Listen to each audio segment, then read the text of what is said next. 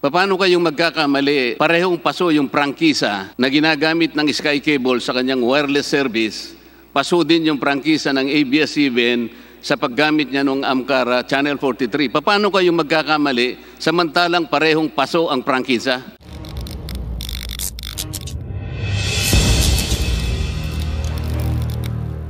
Sa latest hearing ng Kongreso, highlight na naman si Congressman Marcoleta. Ito'y pagpapatuloy sa ABS-CBN franchise renewal. Pakinggan natin si Congressman Marcoleta. Para sa isang point of order, meron ka po bang point of order? Mr. Deputy Chair, Speaker Marcoleta? Mr. Chair, if you will recall, about 2.5 weeks ago, I raised this point to the Commissioner of the National Telecommunications Commission. And at that time, he gave a very convoluted answer. So, when I called him, he asked for a few days in order to get back to me and send some briefer, not only on Channel 43, but as well as Sky Cable. Unfortunately, Mr. Chair, this afternoon, upon the question of privilege by Congressman Defensor, parang nagtatakip si Commissioner Cordova, Mr. Chair. Unang-una, ang liwanag naman doon sa binigay niyang briefer sa akin kung ang pag-uusapan ay yung Channel 43, talagang yung pagbibigay niya ng provisional authority sa Channel 43 na gamitin nga yun ng ABS-CBN, it was predicated on the franchise of ABS-CBN. Ito po yung briefer na sinabi niya. The NTC's approval of the digital terrestrial TV channel of ABS-CBN Corporation using Channel 43 was predicated on the effectivity of the franchise under 7966. Ito po yung case number 87006. Nawala na nga po yung prangkisa. Bakit nga po nagpapatuloy pa? Ito po yung isyong dapat nating ayusin. Ang sinasabi ni Mr. Katigbak, bibigyan natin siya ng due process, pero wala na po yung prangkisa, Mr. Chair. Ito po yung pagpapatunay ni Chairman Cordova dito sa binigay niyang briefer sa akin. Ang totoo nito, Mr. Chair, hindi lamang po ito pati po yung wireless, ito po yung digital broadcast service, ito po yung wireless na service ng Sky Cable. Ang sabi po sa report sa akin ni Commissioner Cordova, ito po ay predicated din doon sa franchise ng Sky Cable, which is Republic Act 7969, na napapaloob doon sa NTC case number 2012-386. Paso na rin po itong prangkisang ito Mr. Chair. Sa mga tweet, nagbo-broadcast po ng TV Plus ang ABS-CBN using two platforms. Ito po yung Channel 43 at saka yung wireless service ng cable, Sky Cable, pero pareho pong paso ang prangkisa. Ang sabi ko po sa kanya, kay Commissioner Cordova, kung nandyan pa siya, June 10 pa po, 2020. Ang sabi po niya, kailangan bigyan lamang siya ng ilang araw because he is discussing it with the Office of the Solicitor General. Hindi naman po ako naniniwala na abutin po tayo ng 11 na araw bago niya sabihin ngayon na ngayon pa lamang niya yata i-issue yung cease and desist order. Bakit po nagkaganon? Kailangan po nating pagtibayin na ito, Mr. Chair, because these two services being used by ABS-CBN, yung platform, Channel 43 ng Amcara, at saka yung wireless digital broadcast service ng Sky Cable, parehong paso po yung prangkisa na ginagamit. At ito po, doon sa sulat niya, sa Solicitor General, June 10, 2020, sinabi po niya, na-covered itong dalawang ito. Bakit po ngayon parang sinasabi niya na kailangan po na pag-aralan sapagkat merong petisyon at humihingi ng TRO ang ABS-CBN sa Korte Suprema? Wala pong TRO. Sa tingin ko po, kung ako ang masusunod, dapat mag-resign po si Commissioner Cordova because he is not doing his job. Totoo lamang po ito.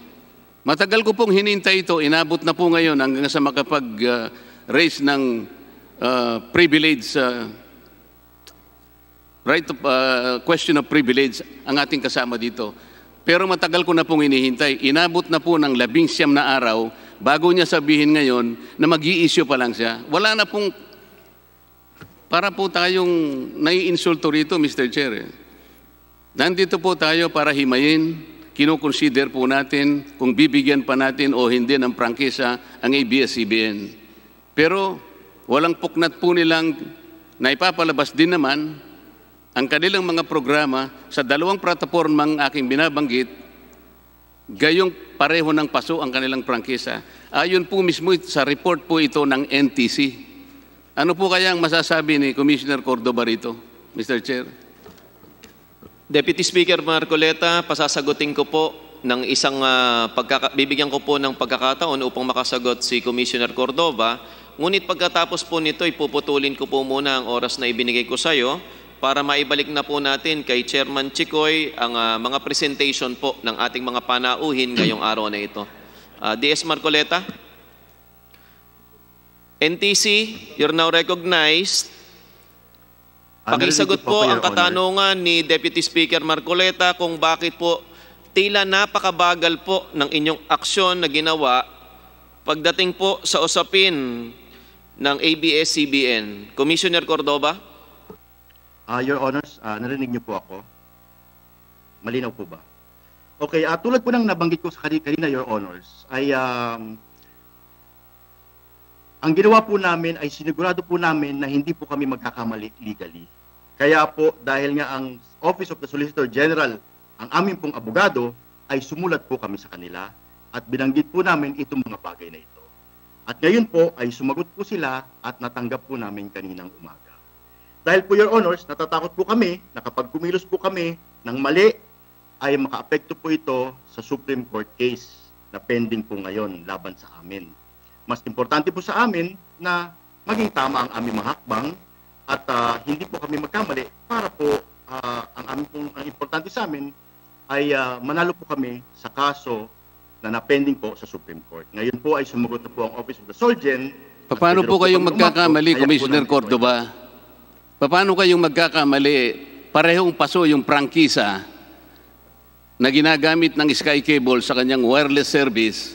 Paso din yung prangkisa ng ABS-CBN sa paggamit niya ng Amcara Channel 43. Paano kayong magkakamali samantalang parehong paso ang prangkisa? Your Honors, ang abogado po kasi namin ay ang Office of the Solgen, kaya po kami nagpag-guide po sa kanila. Hindi po sinabi nyo kanina para hindi kayo magkamali. Ang tanong ko po sa inyo, paano kayo magkakamali, parehong paso ang prangkisa na pinagbasihan ng inyong desisyon dito sa Sky Cable Wireless at saka yung Amcara Channel 43. Ito po ang binigay niyong briefer sa akin noong June 10, 2020 na hinihintay ko po. Inabot po tayo ng 19 na araw bago niyo sabihin ngayon na mag-i-issue kayo ng cease and desist order. Bakit po ganon? Kasi nga po, inantay po namin ang guidance sa amin ng Office of the Solicitor General. Kaya nga po, ang sabi nga ni Congressman Boying, baka mademanda po kayo sa ombudsman eh. Ako po, ang gusto kong mangyari, mag-resign na lang po kayo eh. Kasi pinagtatakpan po ninyo eh. Paano po ang gagawin namin? Nandito kami ngayon. Ito bang ginagawa namin, walang kakwenta-kwentang bagay, Mr. Commissioner? Nagpapagod po kami rito kahit na ang ating senaryo rito, COVID na tayo rito. Pero sa kabila ng lahat ng ito, pinagtityagaan namin himayin kung bibigyan natin sila o hindi ng prangkisa. Pero ngayon, nakabuyang-yang sa lahat ng mga television, nakakapag-broadcast pa rin sila eh. Kung ganun po, itigil na po natin ang proceedings, Mr. Commissioner, dahil kahit po pala wala silang prangkisa, kaya nilang mag-broadcast eh. Pasong-paso na po itong dalawa, pero pinapayagan ninyo eh. Bakit hindi naman kami magsisentimiento sa inyo? Pupunta pa kayo sa Solicitor General. Wala pong masama doon na pumunta kayo doon. Tama lamang yon. Pero kung ginawa na ninyo kaagad yun, ano man na aksyon ang gawin ng ABS-CBN, check tutulungan kayo ng Solicitor General. Ang ginawa po ninyo, baligtad, Commissioner Cordova. NTC, pakisagot po. Naintindihan po namin ang sentimiento ng Congressman Marcoleta. Pero ang ginawa po namin ay to ensure po na wala pong mali at tama po ang aming proseso, ay tulad po ng kahit na sinong kliyente, ay humihingi po kami ng advice muna sa aming abogado.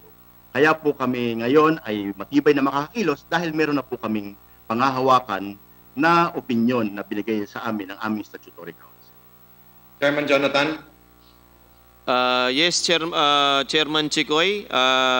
Pabayaan na po natin na tawagin ngayon ni Chairman Chikoy ang mga imbitado natin na magpe-present at sa kalaman po ng lahat, yung pong oras na ibinigay sa inyo sa pagtatanong sa NTC ay ibabawas natin sa oras ninyo sa pagtatanong mamaya. Maraming salamat po. There you have it guys, you have seen the video. Mag-comment down below sa inyong opinion tungkol dito. And don't forget to subscribe to my channel, Donmar TV. And click the notification bell para updated kayo sa mga latest videos. Kita-kita tayo sa next video. Have a great day.